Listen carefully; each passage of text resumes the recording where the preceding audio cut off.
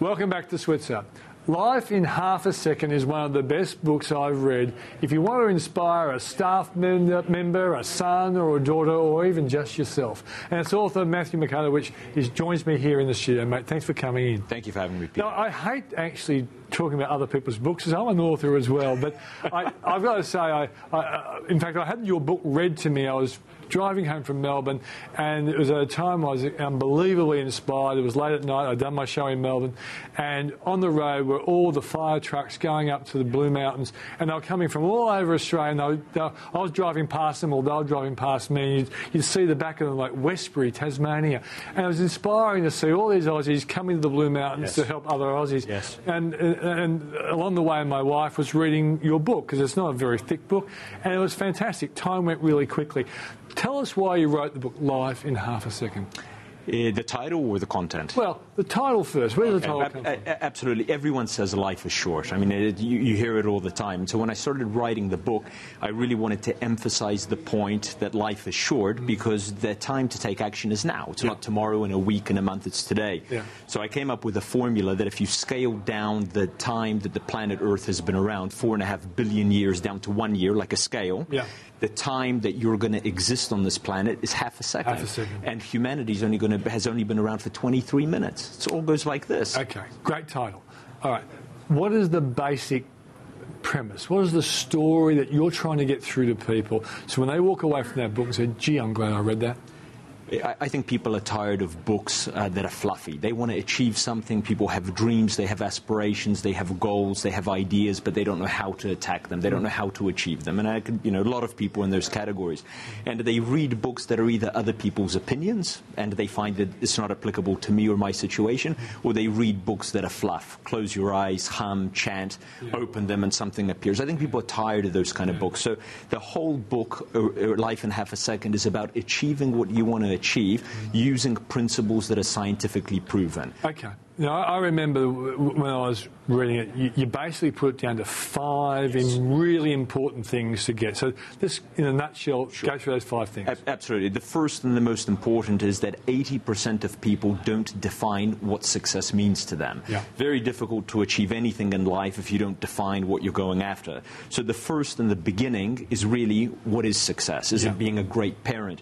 Is it having a small business? Is it having a corporate career? Being an athlete? Being in show business? You have to precisely define success. I think Napoleon Hill in Think and Grow Rich made the same premise. And you don't try to pretend this is on you. You've taken all the great stuff. You've been an entrepreneur. You've built some very good businesses as well. But you are taking the great things that helped you. Things that work. Things that work and are proven to work. So you have to define what you want. First one. Second, you have to find out and decide if you're willing to do what other people have done to achieve that. Yeah. So this is the whole problem with weight loss or get rich quick or all of those things. People want the result, but they're not willing to work. But do you really want Correct. So yeah, sure, I'd like to lose some weight. Sure, I'd like to increase my wealth, but I'm not willing to work for it. So the whole second chapter is around really deciding, are you willing to do what it's going to take to achieve the goal? Yeah. Not a trivial question, and there's no trivial answers. The third component of the book is surrounding yourself with people that have accomplished what you want to accomplish. Research shows that we're influenced by those closest to us. We take on their behaviors, their habits, their vocabularies, their social etiquette. So we also take on what they believe. So if you want to achieve your goal, the best way to do that is surround yourself by people that have achieved those goals. And you basically said you need positive people if you want to achieve things. And if you've got negative people, you either change the people or get those people to change to be positive with you. Absolutely. Absolutely. And that leads us to the fourth item. You have to find out how to achieve what you want to achieve, and people that have already achieved those things can tell you how. Yeah. So whatever you're... Give me an example. Some of us say, that's all very well saying that. Yep. Give me an example how someone in your life actually helped you do that. Absolutely. The first time that I really thought about becoming an entrepreneur, I didn't know how. And I can imagine there's a lot of people sitting at home in a job thinking, boy, I'd love to step out of that job, have my own business, do something I love. How? what's your first step? What is the first thing that you're going to do? I don't know.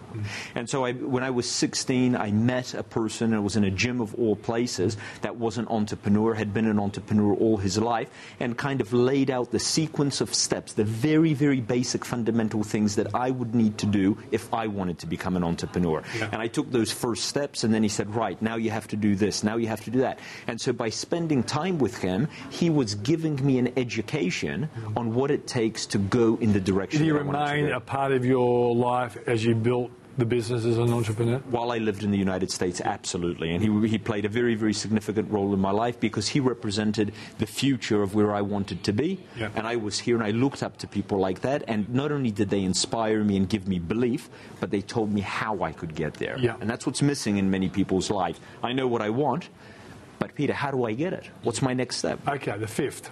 The fifth, you have to take action. You're not going to get fit by reading a fitness book. You actually have to go, unfortunately, to the gym or start running in the mornings, change the diet. So you have to take action in a daily, systematic way to the achievement of whatever you're going after. Yeah. So the 5 steps are really from the definition of the objective, the goal, all the way through deciding if you're willing to pay the price of that goal, surrounding yourself with the people, educating yourself, and then through a systematic way, acting every single day, week, month, year in ways that allow you to reach the goal. It's amazing how things come back to you. I remember probably in the early 90s when I was at a franchise show and I was the editor of Australian Small Business Magazine, and a guy came up to me and he actually just quoted a Jim Rohn line which said, work out what you want, work out what the price is, pay the price. Yes. And that's exactly what you reminded me of then. Absolutely. Of all those 5 things, what do you think is the most telling one that really is going to... There are people out there who have goals or they love their children to adopt goals. What is the greatest prime mover you can put in their life to make them embrace those 5 steps?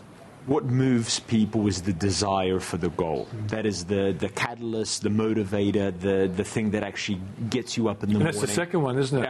I thought that when Maureen was reading that book, I thought, that is the critical one, this desire. It's desire. And the reason that people don't act, or that they don't act on their desires, is because fear holds them back. So if you read psychology books, it's a fascinating struggle, human daily struggle between what we want, desire, and the fears that hold us back from acting on that.